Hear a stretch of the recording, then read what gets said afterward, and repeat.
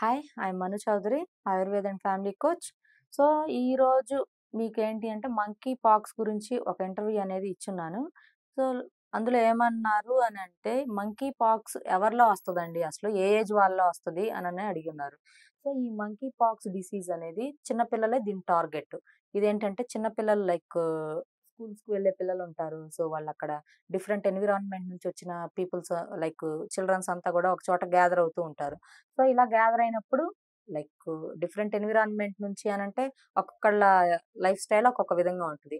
So, అలాంటప్పుడు చిన్న పిల్లలకి ఫాస్ట్‌గా స్ప్రెడ్ అయ్యే ఛాన్స్ అనేది ఉంటది. అండ్ పిల్లలకి హ్యాండ్ వాష్ గాని, మంచి మంచి ఫుడ్ గాని, నట్స్, మిల్క్ అది గూడా కొంచెం హాట్ మిల్క్, హాట్ వాటర్ అలాంటివి ఇవ్వండి. అండ్ ఇంకొకటొచ్చేసి కొంచెం ఏజ్డ్ వాళ్ళలో ఇది ఎక్కువగా కనిపిస్తది. లైక్ మిడిల్ ఏజ్ ఉండి కొంచెం యంగ్ అండ్ ఎనర్జిటిక్‌గా ఉండి, హెల్తీగా ఉన్న వాళ్ళకి ఈ మంకీ పాక్స్ వచ్చే ఛాన్సెస్ కొంచెం తక్కువ.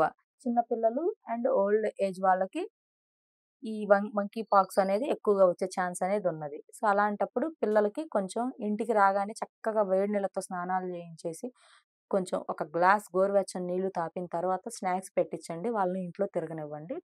అండ్ చిన్న పిల్లల్ని కొంచెం జాగ్రత్తగా చూసుకోండండి. Thank you.